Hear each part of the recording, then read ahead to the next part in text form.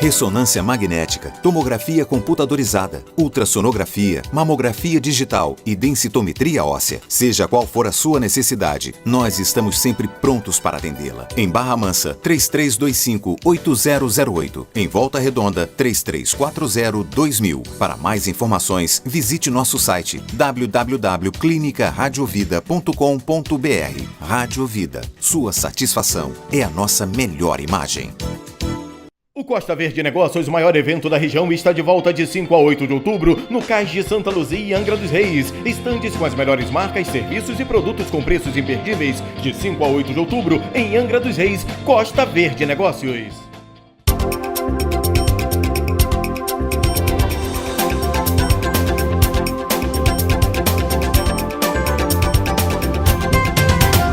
Boa noite. Ele nasceu numa família humilde, mas apesar das dificuldades, teve uma infância muito feliz. Estudou em escola pública e muito cedo descobriu sua verdadeira vocação. Hoje, aos 48 anos de idade, casado e pai de 3 filhos, ele fala vários idiomas, tem 3 cursos superiores, 2 pós-graduações e está concluindo o mestrado. O meu convidado de hoje no Boa Noite Interior é o maestro Vantuil de Souza Júnior.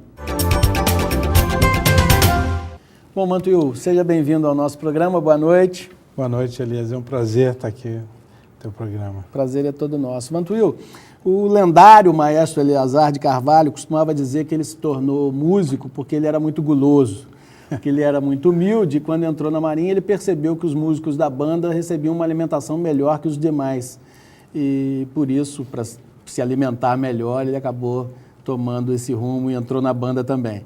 Você também teve uma infância difícil, digamos assim? Tive uma infância simples, né? A família era humilde, meu pai era um mestre de obras e eu tive assim, a chance de estudar em boas escolas públicas da época. Perdi minha mãe muito cedo, mas Deus me agraciou com uma madrasta linha dura e ela me ajudou muito, me garantiu uma formação muito boa, mesmo que em escola pública. Eu tive a oportunidade de estudar bastante e dedicar muito tempo aos estudos. Então, era meio que uma escolha. Meu pai, ele tinha essa coisa do, quer estudar, vai estudar, mas se começar a vadiar, vai comigo para a obra.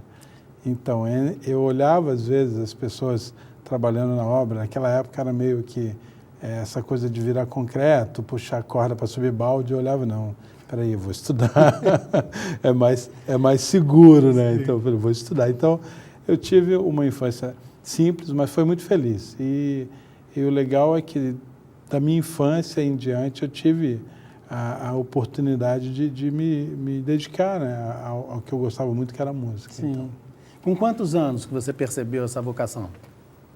Eu gostava desde cedo de cantar muito e tal, mas especificamente prática musical eu comecei aos 9. Sim. Aonde?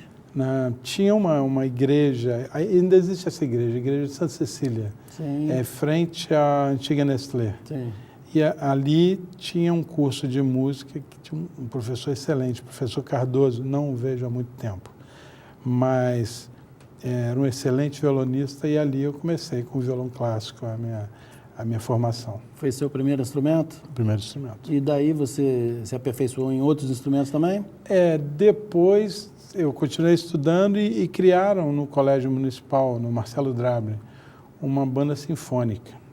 Tinha uma banda marcial, que eu participava com eles lá, e depois criaram uma banda sinfônica. Ali foi um marco, porque eu participei da primeira turma. Na época, trouxeram um professor da Paraíba, lá de João Pessoa.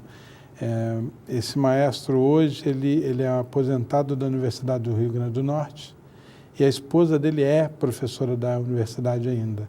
Eles vieram para cá e criaram a primeira turma da banda. Eu tive a chance de estudar e dali eu estudei até ir para a universidade, quando eu saí daqui para o UFRJ. Isso foi em meados da década de 80? 86 por aí. A banda começou em 83, eu saí em 86 para a faculdade. Correto. E como é que foi essa sua mudança para Goiás? O que aconteceu? Goiás é uma história boa. Eu antes de ir para Goiás, eu perdi meu pai aos 17, E eu tinha meio que estava no meio da encruzilhada na adolescência. Eu precisava continuar estudando, mas precisava me virar, né? Trabalhar, enfim.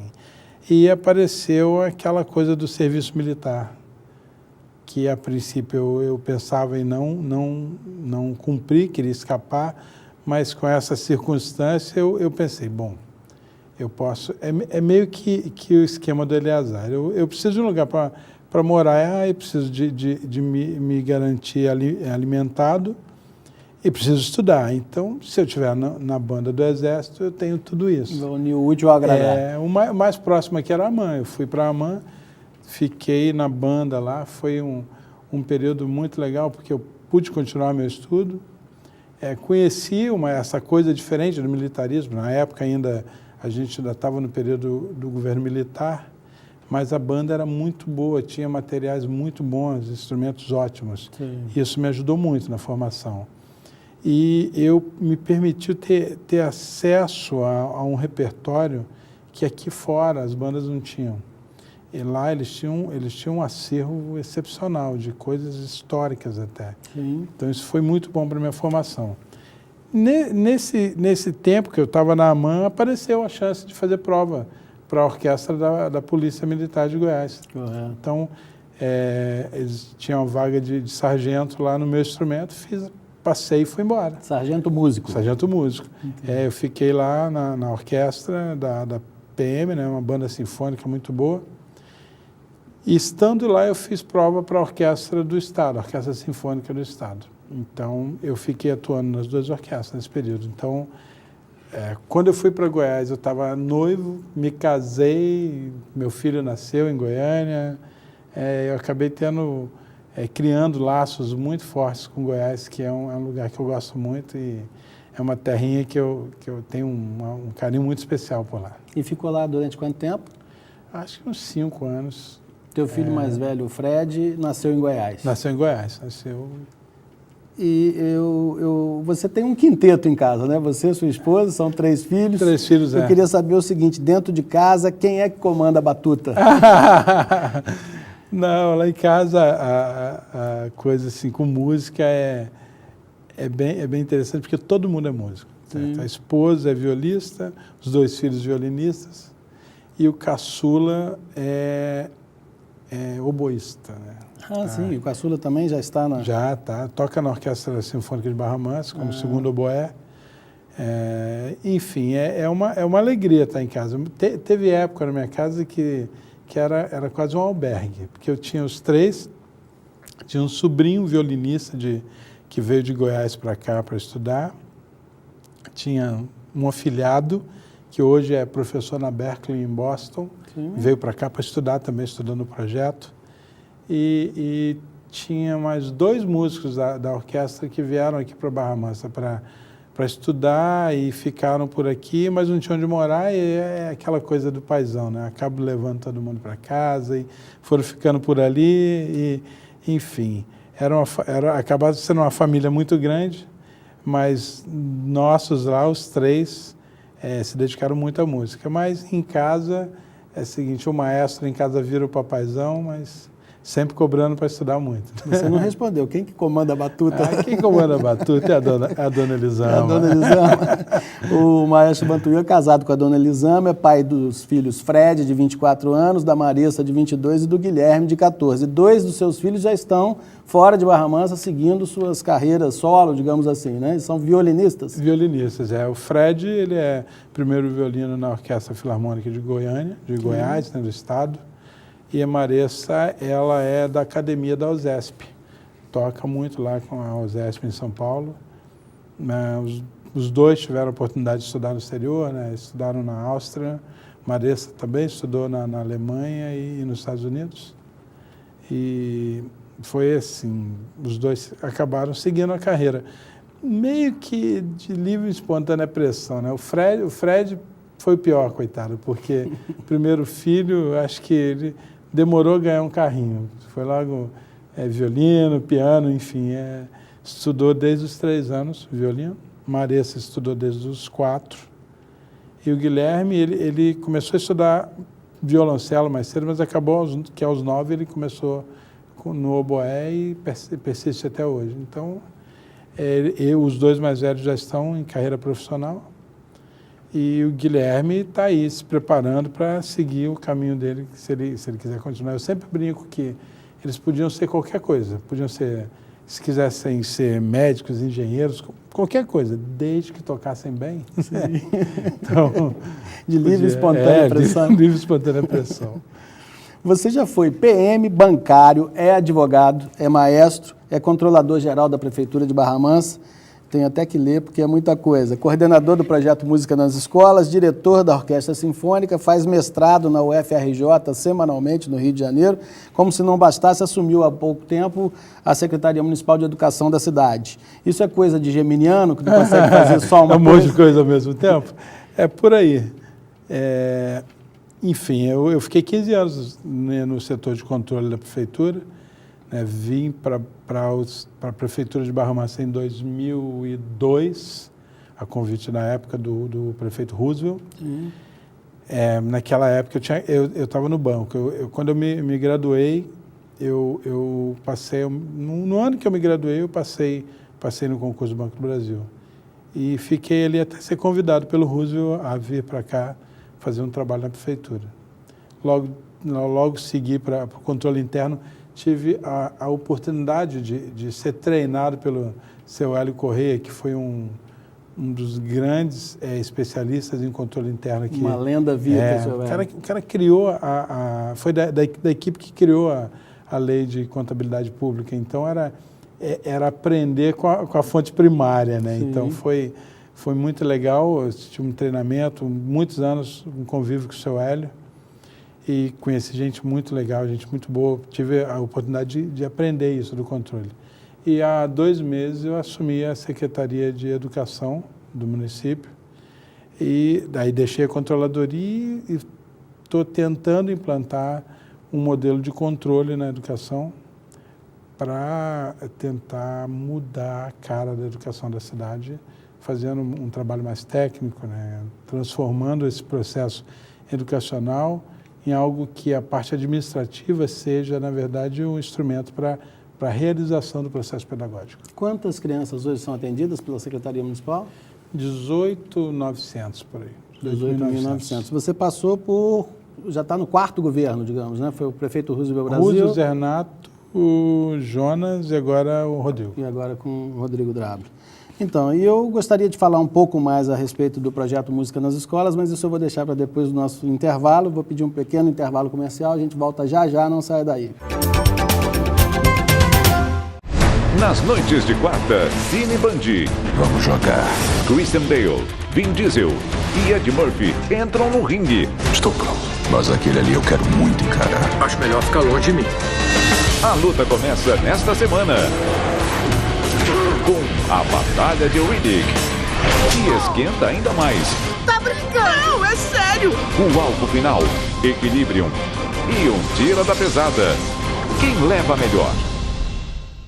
Ressonância magnética, tomografia computadorizada, ultrassonografia, mamografia digital e densitometria óssea. Seja qual for a sua necessidade, nós estamos sempre prontos para atendê-la. Em Barra Mansa, 3325-8008. Em Volta Redonda, 3340-2000. Para mais informações, visite nosso site www.clinicaradiovida.com.br. Rádio Vida, sua satisfação é a nossa melhor imagem. Queima de estoque Shopping Telhas. Produtos com até 40% de desconto. Porcelanato Buscarelli Extra 61 por 61 a partir de R$17,90. Porcelanato Delta Extra retificado 54 por 54. Diversos modelos, apenas R$29,90. Porcelanato Delta Técnico Polido retificado Extra 60 por 60, somente R$38,90. Porcelanato Eliane, diversos modelos com até 40% de desconto. Shopping Telhas, construindo com você. Até 25 de outubro, a Prefeitura de Angra está oferecendo uma anistia de juros e multas para débitos inscritos ou não na dívida ativa. Uma oportunidade única para o morador e para as empresas da cidade colocar em dia suas dívidas e evitar cobranças. Pague em cota única com redução de até 100% de juros e multas ou em até 60 parcelas. Quem paga imposto em Angra investe no presente e no futuro da cidade. Prefeitura de Angra, trabalhando com responsabilidade. O Costa Verde Negócios, o maior evento da região, está de volta de 5 a 8 de outubro no Cais de Santa Luzia e Angra dos Reis. Estandes com as melhores marcas, serviços e produtos com preços imperdíveis de 5 a 8 de outubro em Angra dos Reis. Costa Verde Negócios. Aqui a notícia é apurada, checada, investigada e confrontada. É na rua onde o fato acontece e lá falamos com as testemunhas e com todos os envolvidos. Vamos mais fundo nos assuntos de grande interesse para revelar todos os lados e detalhes com independência editorial. Somos os primeiros nas redes sociais, transmitindo em todas as plataformas. Isso é inovação. Temos a força de um jornalista experiente e com opinião, que fala dos mais diferentes assuntos, vai na fonte, conversa, checa tudo e tem credibilidade. Jornal da Band, tudo que um grande jornal tem, com algo que só ele tem. Falou Matote.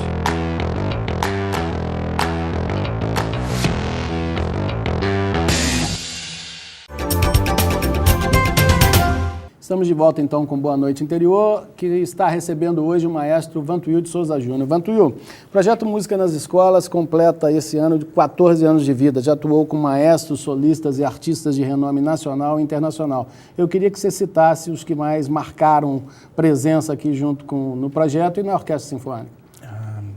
Bom, o projeto, realmente, eu divido as fases do projeto com pontos, alguns pontos marcantes. Por exemplo, o nosso primeiro show de música popular, porque, apesar de ser um projeto amplo e a orquestra, que é o principal grupo do projeto, ser uma orquestra sinfônica de característica bem de música de concerto, o primeiro concerto de música popular foi marcante porque foi com o Ivan Lins, cara que entendeu a proposta e trouxe material muito bom. A partir do Ivan, ele mesmo fez propaganda da orquestra. Então, o que aconteceu é que depois disso, no âmbito popular, a gente acabou acompanhando quase todo mundo.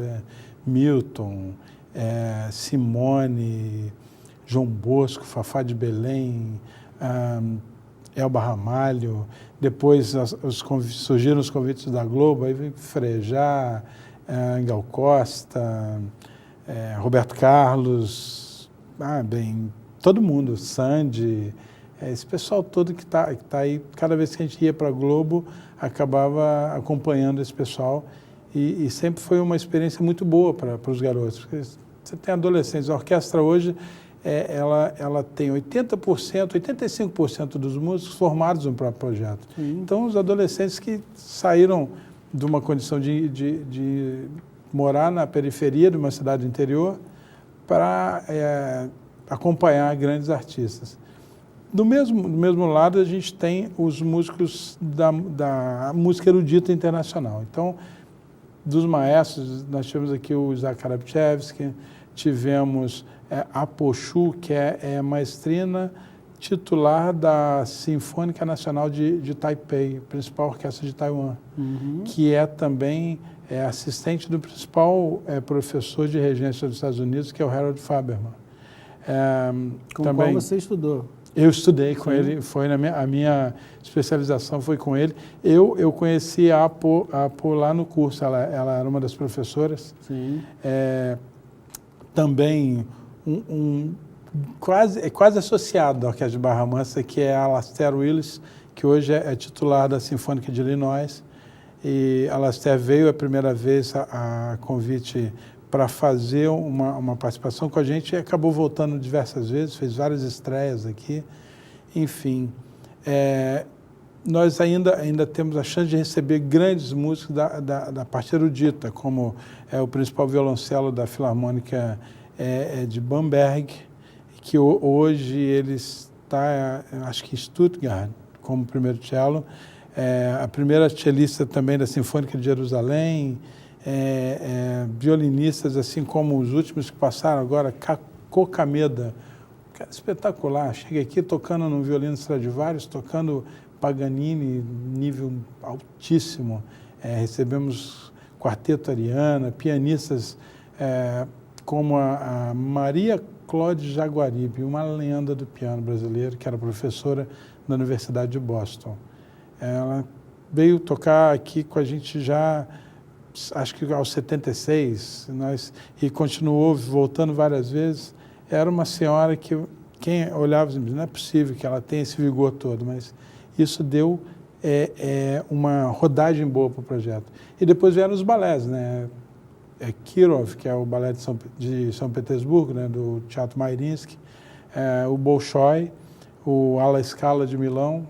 Então, cada vez que nós tínhamos contato com esses grupos, com esses maestros, fez o projeto crescer e vai dando rodagem, né? Hoje, o projeto é um dos principais projetos de educação musical do país e é reconhecido pela qualidade do que se faz aqui.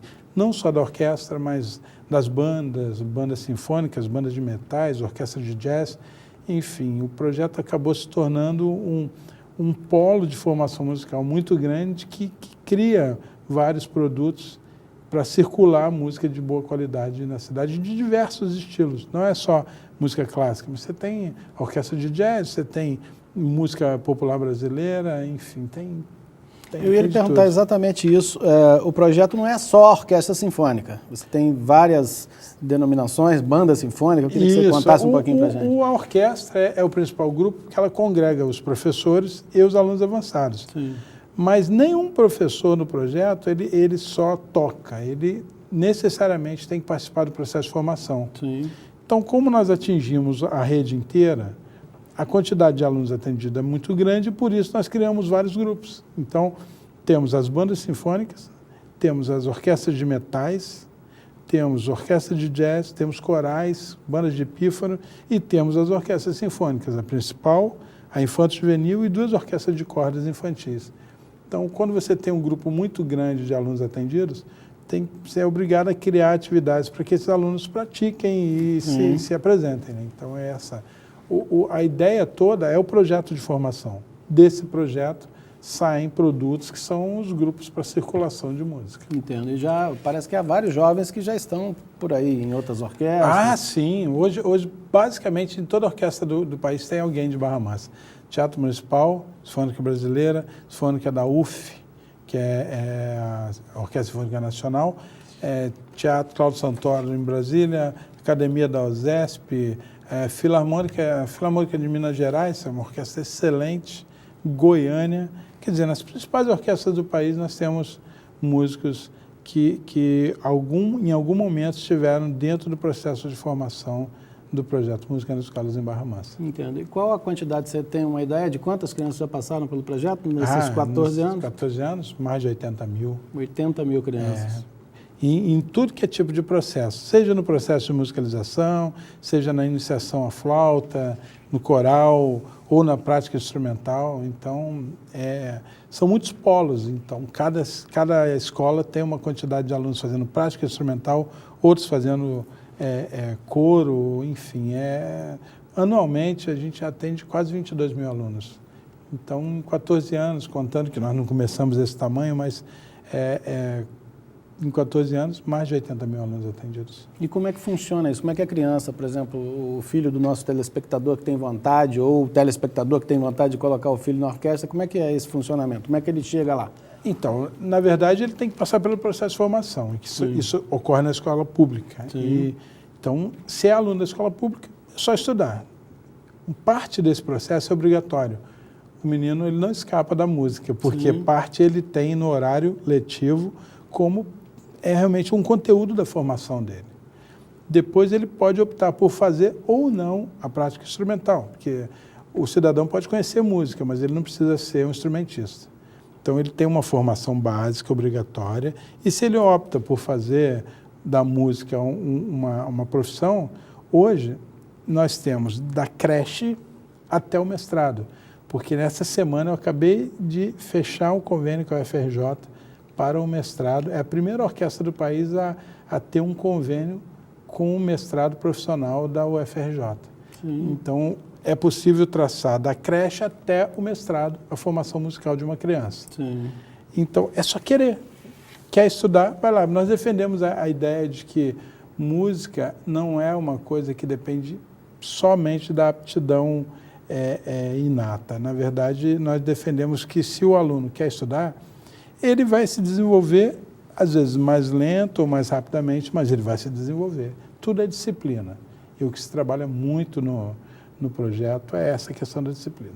Correto. Você acredita que esse reconhecimento, até internacional, que a orquestra e todo o projeto tem, é mais lá fora do que aqui dentro? Na nossa região, esse reconhecimento existe? Hoje já existe. Hoje o projeto todo, a orquestra também, é muito reconhecido também na região. A questão é que no Brasil as pessoas demoraram a acordar para a questão de que educação é uma atividade de longo prazo e é uma solução para o Estado.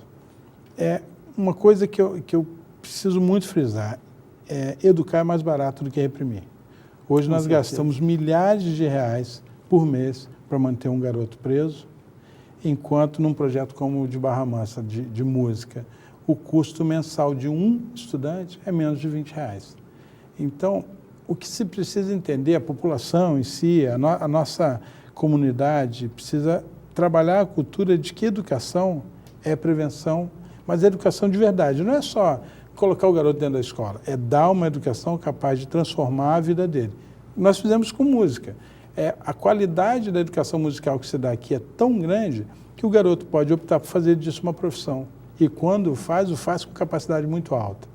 Então, eu defendo que educar é mais barato e mais prático do que reprimir. Se eu tiver pessoas bem educadas, eu vou ter menos repressão, menos pessoas presas e menos custo. A longo prazo, é uma economia para o Estado.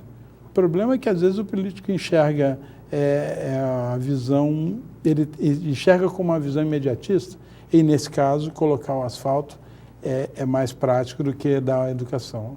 Quando você opta por dar uma educação de qualidade, e não só de música, eu digo escola de tempo integral, eu digo ensinar idiomas para o aluno de forma a ele sair fluente da escola, isso é possível.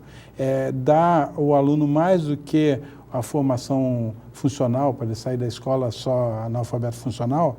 Quando você dá uma educação de verdade, em médio e longo prazo, isso, além de trazer uma economia para o Estado em termos de dinheiro, traz também uma mudança social verdadeira, o que a gente tem visto no processo de formação de música, e eu tenho certeza que isso precisa ser replicado na educação como um todo. É isso que eu defendo de educação.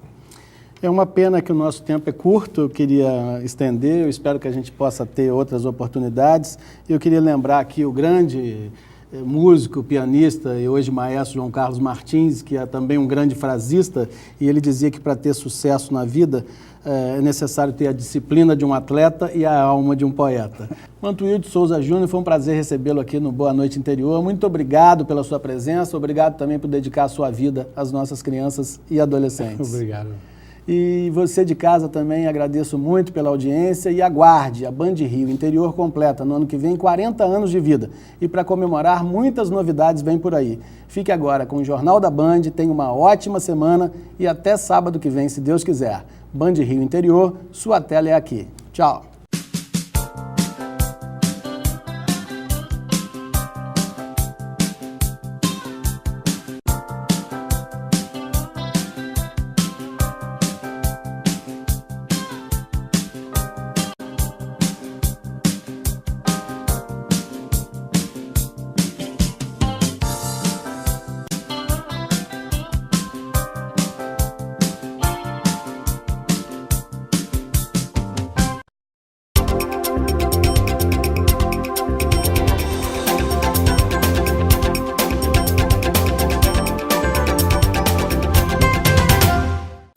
ressonância magnética, tomografia computadorizada, ultrassonografia, mamografia digital e densitometria óssea. Seja qual for a sua necessidade, nós estamos sempre prontos para atendê-la. Em Barra Mansa, 3325-8008. Em Volta Redonda, 3340-2000. Para mais informações, visite nosso site www.clinicaradiovida.com.br. Rádio Vida, sua satisfação é a nossa melhor imagem. De segunda a sexta, 7h30 da manhã. Uma maneira diferente de se informar. O seu Café com Jornal é aqui na Band.